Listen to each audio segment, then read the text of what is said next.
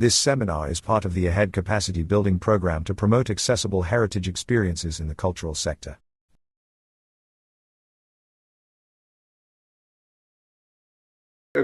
First, a couple of, let's say, general, like broad ideas that we think are very important to really introduce ourselves in this field of audience research. It may sound like very self-evident when you read that in the box, like audience building without audience research can lead to waste of resources because, well, it's almost self-evident, right? Like you cannot develop audiences if you don't know them, right? It's like very obvious. But it's amazing when you really are aware that in many cases, that is precisely what a lot of cultural organizations are doing as a standard, right? Um, that is, if we remember some of the approaches that we were discussing in the first seminar, right? When we talked about the democratization of culture and cultural democracy and all that, I think the approach of democratization of culture is still very relevant and permeating the practices of many cultural organizations. And hence, the logic of first you produce your product, that is, you produce culture, or you present heritage in this case, or you present a beautiful exhibition or whatever, and you do that very well with a the highest possible level of excellence, right? And then you sell it, right? Then first you produce culture, then you sell culture, right? And I don't mean sell in a literal way, because sometimes you are not precisely interested in that if you are a public institution or whatever, but in the sense that you bring people to get to know that product that you have produced, right? But it is a sort, if you think of it as in that text, it's as if you were inviting people to dinner at home and you were cooking I don't know, an excellent roast beef, for instance, right? And then suddenly, when people come to home, you discover that one of them is Hindu, right, and doesn't eat cow, for instance, right? The other one is vegetarian, right, and the other one has some type of allergy, right? So of course you have to know in advance, right? And we are not saying that you need to just adapt to the wishes of your audiences, right? Because cultural audiences are not the same as consumers in any other type of enterprise, of course. There is also an educational, very important mission there. But you need to know them really to try to adapt what you are doing. So then the first step that we need to keep in mind, I think even before we start even thinking of audience development, or if we are using design thinking or not, or other tools, or the type of techniques that we are using, or all these kind of things, is that we need to know our audiences. That is, if we really believe in becoming an audience-centered cultural organization, then we need to know our audiences. Because also connecting that with something we commented on the first seminar, we talked a lot also about relevance, right? How really the quest for relevance, really being able to grow our relevance, to cultivate our relevance as a cultural organization, is something vital for us. And you can't really be relevant to someone if you don't know those people, right? So that would really be our first step. So what we are trying to convey today are some ideas as to how we can do that, how we can really get to know our audiences, at least some broad thoughts about that, right? So something that I think we need to keep in mind, and this is our homage to Altamira also, and the cave paintings and all that, right? Is that research generally, as when we speak about that in academia also, right? But audience research specifically does not need to be perfect to be useful, right? And sometimes I would say that in order for it to be useful, really useful for the organization, it must not be perfect, right? Because if we aim at that, if we are really trying to aim at doing the perfect research, to getting the most exhaustive data we can get, and having the most, I don't know, complete set of methodological techniques applied to our audiences, then we are risking very highly to just get paralyzed by that process. I mean, we both are accompanying a lot of people in writing their doctoral dissertations, right? And this is a very, very typical problem when you are doing a research as it's a doctoral dissertation, for instance, right? That seek for perfection that is really paralyzing. There is something, how is that, that our dad always said something that is very, it's also very wise. We are very familiar today speaking about our grandpa and our dad, but he always says that um, let's say perfect is enemy of good, right? And that's very wise when it comes to research, right? Because there is that risk of the paralysis of perfection. So just try to get something done which is, of course, good enough, right? Which is serious, which is not biased, these kind of things. We are going to comment on that. But don't necessarily seek perfection because this can be very counterproductive. Okay. So there is this idea also that, so what is it that we are trying to do when we do audience research? So of course we are trying to get to know our audiences, but you may say, well, I already know my audience because I observe them, because I meet with them every day in our educational activities, because I know, I have eyes in my face, I know who is coming. Yeah, but the problem with that, and I think we have to acknowledge that, and we have to embrace that knowledge that is already on our organization. The problem with that is that that knowledge that you have as a professional, or as even as an organization, as a set of professionals, is normally partial. You have some pieces of knowledge, but not all of it. And it could also possibly be biased by your expectations, biased by your position in the organization, your function in the relationship with audiences, and so on and so on. So what we really want when we do audience research is really try to base our decisions not really on hunches, but on evidence, on knowledge, right? There is also something that, at least for us, when we are accompanying someone in our writing a dissertation, for instance, you always have to find a balance with hunches, because there is something there. You have to follow to some degree your initial hunches that really brought you to that topic, right? There is some value in that, and sometimes they are a very useful source for hypotheses, right? You already know a lot about your audiences, and you have some hunches about that, and you can formulate your hypothesis basing on that, right? But at the same time, you always have, and that is a huge part of any research design, that is a huge part of methodology, is always leaving enough room for reality to contradict your hunches, right? Your initial beliefs about something. If you don't do that, you will only try to get confirmed by reality. And sometimes reality is really, well, going in the other way, right, than you think. So that is one thing, the relationship between, let's say, our beliefs, our pre-assumptions, and data and evidence.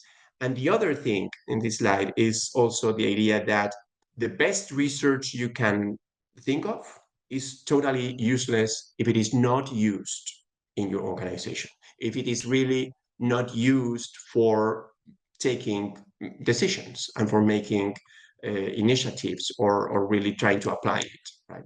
So this is something we have to keep in mind throughout the whole project, the whole process.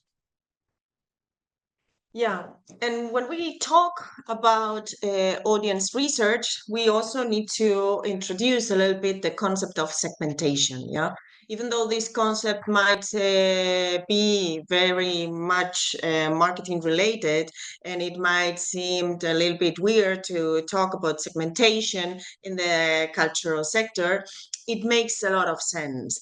And why does it make a lot of sense? Because otherwise we can be a little bit trapped. No, when you ask a cultural organization, so what is the type of audience or what type of audiences do you want to attract, do you want to be relevant to?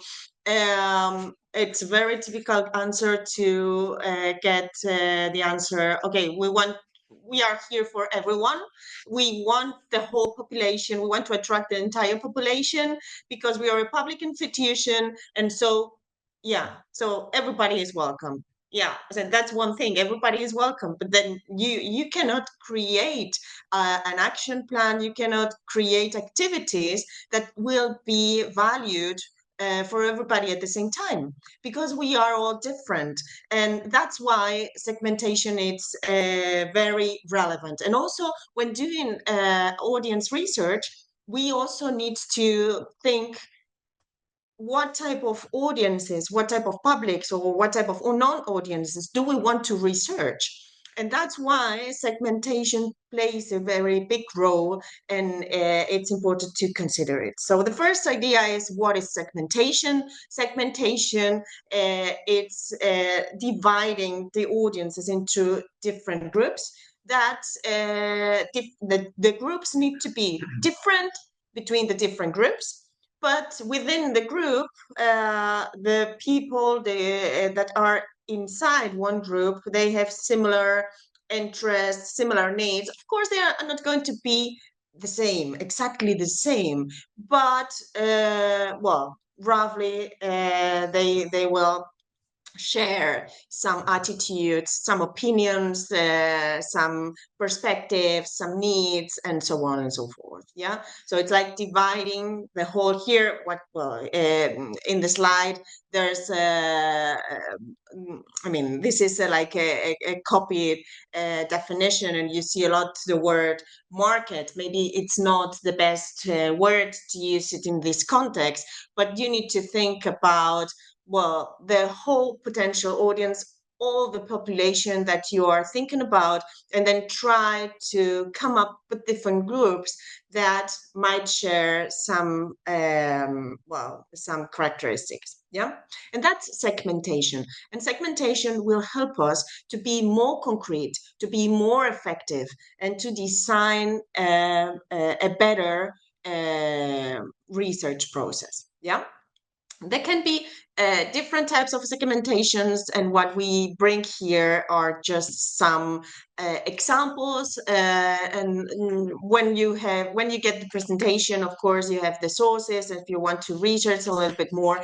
And of course, you might know other examples, and you might even use other type of segmentation. And everything is okay. So here again, there are no like right or wrong ways of doing things. It's what really makes sense for the organization. Yeah, so it really needs to be contextualized. Yeah, what you see here is the example of some Danish museums that they use the segmentation criteria that Falk, the famous author that talked about the museum experience and identity and so on, he also proposed the segmentation for museums.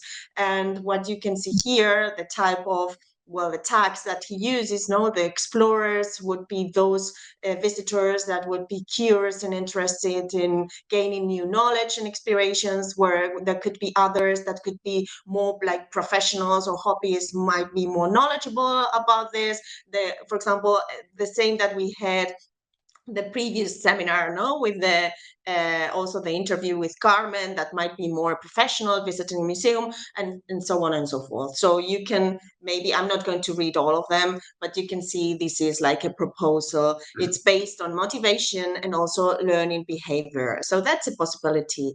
Then we have also another example in the UK that, of course, there we also have, they also use a lot segmentation. They have very fine-tuned systems and sophisticated information systems. Well, that of course that help a lot, no, because they have all this structure that maybe in other countries is not present. But what I don't want you to read like all the different like boxes that you have on your right, but just consider what you have on your left, like the idea of engagement. In this case, would be the main segmentation criterion would be those who are highly engaged with the arts, those that have some engagement, and those that are not currently engaged. And then, of course, there can be another layer, another level, and then, of course, then you can also use more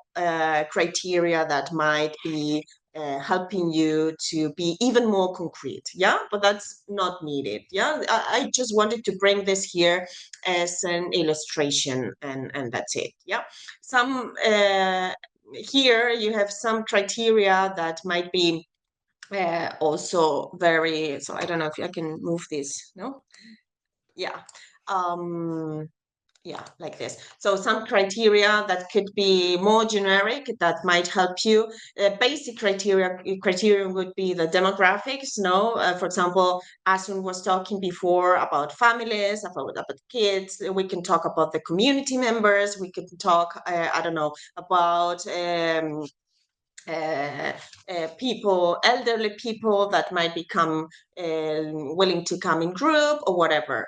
We could talk also about geography, no? When we say, okay, we have the tourists that come here to Oceantica or Altamira or Mesara, whatever. We have the local neighbors and so on. We could also think about behavior, the frequency. It's a very typical variable that helps us to classify those who, I don't know, come once a year, every 2 years, every month, no? And it's very, this is also very commonly used by the museums when they create the friends of the museum, no? So that you can go every time you would like, and so on. Or you could also segment using the attitudes, the values, the beliefs, motivations, and whatever. Yeah. So this is like a menu that you could pick whatever it really suits you best, and then try to come up with some groups that might make sense to you, and then that you could really act upon that and carry out research, and then think of the different activities and so on and so forth. Yeah. Okay, so now we are going to delve into the types of research. Okay, so just a very quick overview of the different types of research. So this has, of course, to do with segmentation in two ways, you could say. So on the one hand, you need to have some data to already try to segment your audiences. So in that sense, the types of research would be before segmentation, and the other way around, because once you already have segmented your audiences, then you probably need to get to know them better, right? And hence you need research again. So this is like a kind of a cycle. Um, well, there are some things that we were commenting before, and they are to some degree present on the slides. What you were sharing in the warm up, right? Some of the data that you talked about, they would be here in the informal box, right? It's like messages that you get, I don't know, things that you observe, but not in a systematized way, let's say, but just what you happen to know about your organization, which is not to be ignored, of course, and has a lot of value in itself, right? Then when we go to formal research is because we already are planning like, it's data that we get through a systematized process, right? In order to precisely avoid the confirmation bias, to really try to not just get our hunches confirmed, but rather try to get some relevant pieces of evidence, right? You could do it twice. So we would talk about secondary research if it's already existing data that you are going to use. For instance, it could be literature or some data in analogous organizations to yours, or also data that you already have in your organization, as we are going to see. Primary research is when you organize a process of research because you want new data, right? And those would be quantitative or qualitative. Okay, so secondary research I mean, data that you already have in your organization. Well, um, we perhaps you could also include here some of the things that came up in the conversation earlier about the social networks profiles, right? That would be like quantitative data that have a secondary research origin. That is, they are already there. You are not gathering there systematically, and you can use them. The problem with some of these things is that you have to, since you are not organizing like a systematic way to gather them, you just happen to have those data. You have to be a little bit careful because sometimes they could be biased. As for instance, that is happening with the social media profiles, because you only get comments of people that are engaged enough to really get into your website and write something, which is only probably a tiny part of the people that are visiting you, right? So this is one, you must be careful about that, right? A very reliable source of information is, of course, the ticket sales, right? For instance, advanced ticket sales, which can tell you when it is time to really panic, right? If you don't have enough of them, right? Or also the sales by price category, if that is perhaps changing over time, if now you have less, I don't know, less retirees or more families or more students, these kind of things you can know through the price category, right? Or of course, if you have also subscribers for a newsletter or something like that, you can also know their addresses. And these are like typical data sets of data that normally are already there in many organizations. When it comes to primary research, it is because you are like planning a process in itself for you to get new data. Very broadly, this could be a very extensive topic, but just very broadly to be able to differentiate into qualitative and quantitative. Um, as you know, qualitative is basically when we use like open-ended questions, when we get verbal information, right? We usually don't apply that to a lot of people. We don't need a very big sample or something like that. We just take a few of them, but we are interested in having really an in-depth conversation with them. So perhaps in-depth interviews or focus groups or these kind of things. This type of qualitative research is usually, not necessarily, but very usually applied to exploring a topic. So perhaps when you are not exactly sure what you are looking for, then you can use qualitative research to explore. Not the only way to use it, but just the most usual, perhaps. Then quantitative, really, well, surveys and questionnaires and these kind of things. For that, you need a reliable number of people, so a representative sample. And the information you get is numerical. And basically, it is used for confirming some of your hunches, some of your hypotheses, right? That is the proper use of that type of quantitative research. Okay. Then we have a couple of slides. We can perhaps go very quickly through them just to give you some resources for analysis. Yeah, I think that first, of course, in the research process, you have to think what you want to research, to which type of segment that you want to, what are the people, the audiences that you want really to research, to know a little bit more. And then, well, you create your questionnaire or your in-depth interview or whatever, the protocol, and so the instrument, and you apply it, no? And then you have all the data and you need to analyze that. Sometimes we also think, well, we don't have the expertise in-house. We need to have something that's very perfect, that needs to be very refined.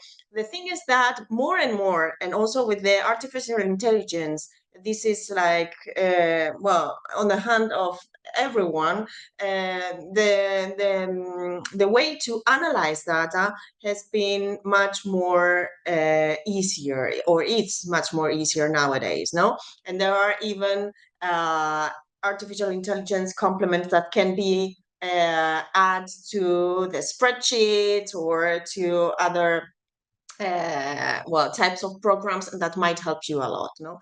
And when we think about the quantitative methodologies, and we think about service, and you know that you can use the Google Forms or the Survey Monkey, and that's not only to gather data, but it also helps you to analyze data, and this facilitates a lot the process, no? And the same happens with the focus groups and the qualitative methodology. No, now more and more we have, like, the tactic is, for example, a software that you can, well, get all the transcriptions of the interviews or whatever, no, while you are doing the interviews. Couple of years ago or 5 years ago, or for sure when we did our PhDs, our thesis, that didn't exist. So it was terrible. So the process of transcribing a group, for a focus group or an in-depth interview, was absolutely long, and it was a horrible work. But nowadays, it's just there, and it's much more easier to, well, carry out this type of research, even though it's not perfect, but it might also be cheaper because it's you doing all the process, and just by, well, learning a little bit by doing, and being very conscious what's the information that you need in order to take what type of decision. And I think that's the key, and that's what we really want to highlight from this session. Yeah, so the idea that you need to use that information, it's for something, no? And, well, that you need to, well, I will just bring here all these questions that might be also inspiring you for the future. We are not going to go now into all the details, but the idea is that you need to think about three things. First, what's the information telling you? So what is the decision that you want to take with that information, and so on and so forth? That's one thing. Second, so how do you need to share this information within your organization? How are you planning to socialize that information? Because it's not only for you, it's not only for the marketing department, for the audiences department, or for the education department, for the department that has, like, has led the audience research process. No, it's for the whole organization, and you need to plan about that. And third, the idea that you also need to reflect about the audience research process. What have you done? What has worked? What has not worked? What can you improve in the future? And when are you going to, again, like, do something or repeat something, or maybe create a new type of research, or maybe you want to complement your interview or your focus group, and then you are planning to do, I don't know, a survey, but maybe a survey with just 2 questions, or I don't know. So think a little bit that it's also an opportunity for learning, also, and increasing your capabilities as employees and workers in the cultural sector. So just to recap, we are finishing this first presentation. We just want to stress some of the points we have been sharing with you. So the first one would be, keep your purpose in mind when you are planning to have to research your audiences. That is, what do you want your data for? That is very, very relevant. What you are planning to do with those data, and remember, to be more relevant, or to be more relevant for more people, or to be relevant for new people, or to stay relevant for the same people, or to deepen our relevance, right? That is always what we have to keep in mind. How are data that we are looking for related with that quest for relevance and with action? Second point would be to really stay focused throughout the research process. And stay focused means staying focused on the topics and the goals we are aiming at, but also on the techniques. So it must not be something very difficult, very comprehensive, very exhaustive. It perhaps is just an in-depth interview. That is okay if that you manage to just stay focused on that, right? And also stay focused on the team that is working on that, because sometimes it is great to have different perspectives on the team that is moving forward with the research. But if you get too many people involved, it is a great risk to really try to look for too many things, right, in the research process, and hence to really get lost in the process. The third idea would be that a humble research is better than none, right? Sometimes I think cultural organizations envy like very big flagships institutions like national museums or national ballet houses or something like that, right? Because they have the resources to do like very, very nice audience research, right? But sometimes you have to think that those reports, that those very beautiful, very expensive, very exhaustive reports, they end up just in a drawer, right? It's a drawer with the name reports drawer, right? And that's it. And they don't go anywhere. So it's not a question of resources, really, right? It's a question of what you want to do with those data and how you get it. And the fourth and final point would be, well, don't forget about your audience while trying to know it better, right? Because this is also a mistake that sometimes we do. And we in the academy, we do that a lot, right? So you are very interested in one topic, in getting to know better a segment of your audience, for instance.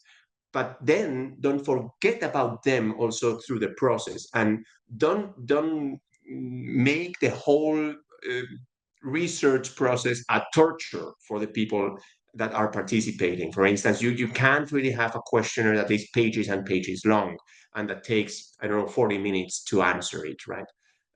It could also be fun for people answering it, and it can also give them the opportunity to reflect on their own experience and to make sense out of what they have experienced, right? So let's not forget about audiences when trying to get them better.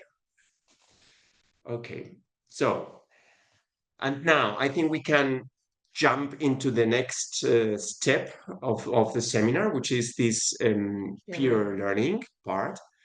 And we would like to also suggest an open question to all of you. Perhaps we can take some time to think of it individually and then also share it.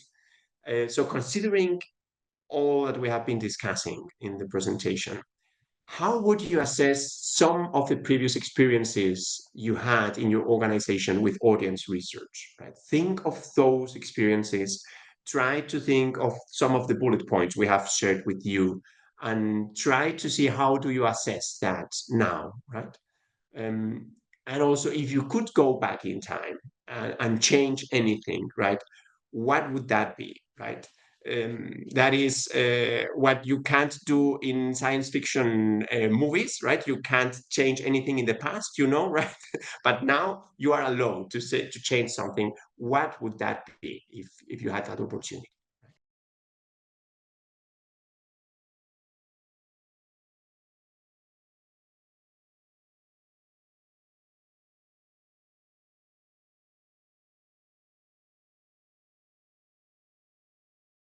Marketing activities, because of course they wanted to know if they were spending the money in the right direction. Yeah. So in this case, they decided to create a small survey that was in paper and that was handed out to the well, the youngsters, no, to the young people, to the visitors, once they were exiting, no, during the studying after the first 2 hours, when the people started to leave, and there were some volunteers there, well, handing out the survey. Yeah, they were well, they were also given some small gifts as incentives in order to the respondents to participate, and they were handing some clipboard in order to, well, have a surface in order to write, and each one was completing the survey. Yeah, so maybe now it's too small and you cannot see, but well, I will just read out loud the question. You can see it was a small piece of paper, and in just one page you could see all the questions. Most of them were just to tick, and it was, well, more or less fast. Yeah. So the exit survey was so the different questions would be, how did you hear about tonight's program? And you have there, well, some alternatives. How likely would you be to recommend After Hours to a friend or a colleague? Well, as you know, probably this is an important question, and also lots of museums, lots of cultural institutions, and lots of companies use this promoting score, no? That in a way, well, here the answers are not from 1 to 10, which is normally the promoting score, but well, the idea of recommending something, it normally shows very well if the level of satisfaction and engagement a little bit. Yeah. Sometimes here you can also include a small open question, like, for example, what made you say you would either recommend or not recommend After Hours? So explain a little bit more. How did you spend your time here? And this was one of the important questions, yeah, because they wanted to know if they really explored the galleries or not. Yeah. And then, well, what you can see on your right are some classificatory variables, like, for example, have you been before, yes or not? To the museum, have you been to the After Hours, yes or not? Then tell us something about yourself, the age, if you came alone or not. So very, very, very selected questions in order to say, okay, yes, these are really the questions that we want to get an answer to, and we are going to act on this. Yeah. So after getting the results on paper, well, the volunteers or some people were, museum staff were tabulating the results in a spreadsheet, and then well, they analyzed the result. Yeah. And what they got out is that, well, the result confirmed that After Hours, was really much more than a social event, that people were really visiting the galleries, but not everything was a success. And they had, for example, a self-guided tour that was not successful. And the self-guided tour was prepared, was very difficult to arrange, and it needed lots of resources from the organization, because it was really changing with every exhibition. So, and they prepared some specific sheets, but then the people didn't have enough light because it was in the evening, this event, and it was really not worth the effort to prepare all this. Yeah. So here you can see some percentages. I'm not going to read them all, and I have just put this screenshot in order for you maybe later to come back to it, so that if maybe you want to see some of these details.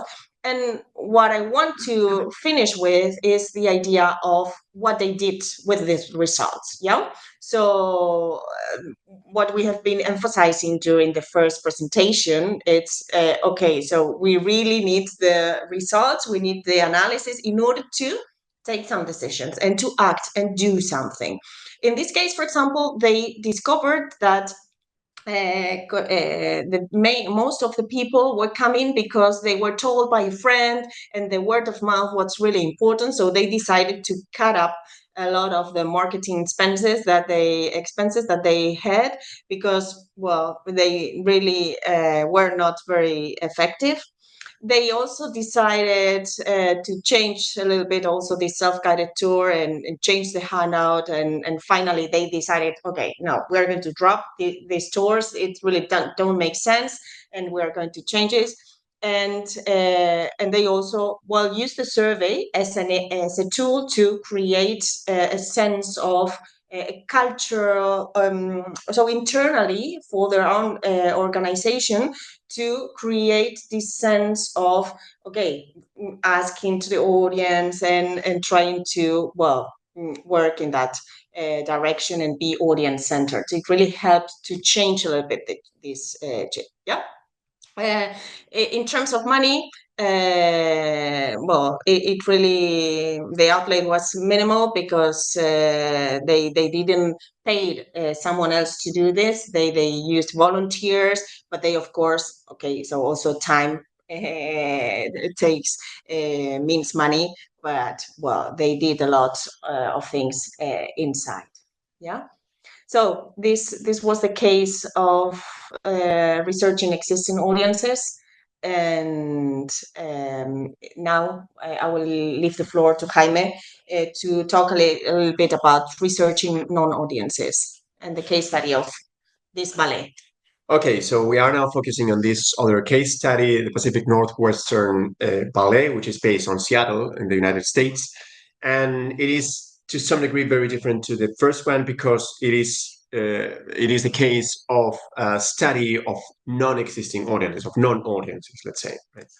So hence, in this case, as if you remember, we were commenting on that before, it is not so much the case that you are trying to check or to contrast some very clear specific ideas about your audiences, because they are not your audiences yet, right? So it's rather, it has an exploratory dimension in it, right? So in this case, they wanted to explore how they could attract large numbers of teens and young adults, which is a very usual aim, right, for cultural organizations. And they wanted to understand them better, how they could speak to them in their own language, how they could be relevant to them. Right? So basically, the research objectives in this case were trying to get to know the perceptions of ballet by young people better, right? Generally speaking, of ballet, and more specifically of the Pacific Northwest Ballet. Then try to understand better how young people decide whether or not to participate, how young people hear about the cultural activities, right? And then more specifically, which was one of the major results, as we will see, of the study, really to try and check the reactions to marketing materials of the Pacific Northwest Ballet. Right? So what they did in this case, if you remember, we talked about primary research. It can be quantitative or it can be qualitative. So the first case was quantitative, and since it wants to confirm like very specific ideas about your audience and see whether or not something is functioning that you are already doing, right, that it makes sense to make a quantitative approach to that. In this case, it is a qualitative approach, because you are trying to explore something and you are not exactly sure what you are going to find out, right? So they did 2 rounds of focus groups of culturally active teens and young adults. In this case, of course, this is the typical problem. If you are trying to approach non-audiences, that means that you don't have the data to approach them, right? So you don't have an email, you don't have a phone number or anything, right? So you need to rely on some other databases. In this case, it's what the database of a local focus group facility, a company, right, that they hired. So basically, it was people between 13 and 35. So some of the results they got, basically, it was in 2 directions, the results that they got. The first one was like challenging the stereotypes about ballet that young adults and teens had when they are confronted with the idea of ballet. Right? So they thought very typically that ballet was something elitist and expensive, that was basically not for them because it was for older people, right? They had that fear of the unknown because they were not really sure as to how an evening in the ballet would develop, right? They were not familiar with that. And they were expecting like a very boring, full of slow and weird movements type of show, right? So also very something very relevant that they got from the study was to really try to approach the teens and the young adults in their own language, speaking their own language, right? So, for instance, something that they and it is already a couple of years ago, so this is more so today, of course, and not only for teens, right? But people at that time, they went online to really get all the whole logistical information about the show. And that was very difficult for the PNB, for the Pacific Northwest Ballet, because they didn't have so much information in the website. So this is something that they changed in the end of the process. Also, that idea that the expectations were not very clear. They didn't know a lot about how an evening would develop, right?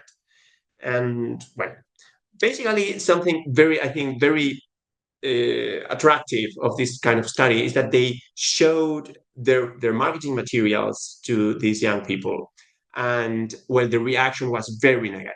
Right? They said things like, well, it's just boring, it's just someone in a weird pose, there's no color in it, it's just gray and beige and white and black and white, right? And we like color, we want something more vibrant and more looking. Even they use that expression, we like advertising that looks like advertising. Right?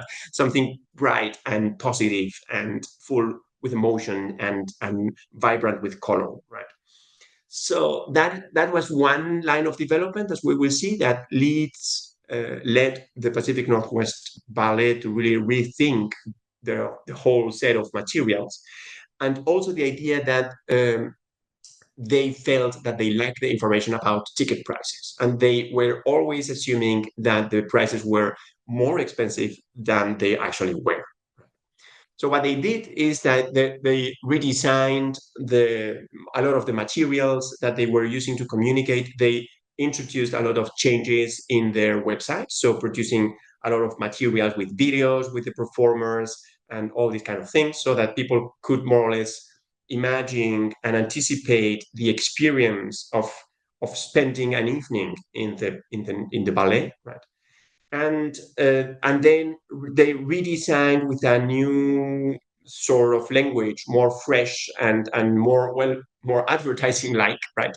The whole materials, really with a lot of uh, pictures of the performers, full of emotion, full of colors, right? And also giving some of the pricing information in the materials themselves. So they had a very positive result in this case, because between those different seasons, 2008, 2009, and the season of 2012 and 13, well, the ballet more than doubled the sales for teens, and also for young adults it rose, right? And that trend continued later on. Of course, the perhaps not so positive thing about this study is that it was quite expensive. It was between $25,000 and $30,000 for 4 focus groups, right? Of course, as we were commenting before, if you are thinking that audience research is only a question of resources, and you are doing no research till you get $25,000 of budget in your organization, well, you can wait seated, right? Because it perhaps never happens. So this is, of course, a possibility if you can hire an external firm and a company and do that with them. But there, as we have been commenting, there are other possibilities that are not quite so expensive.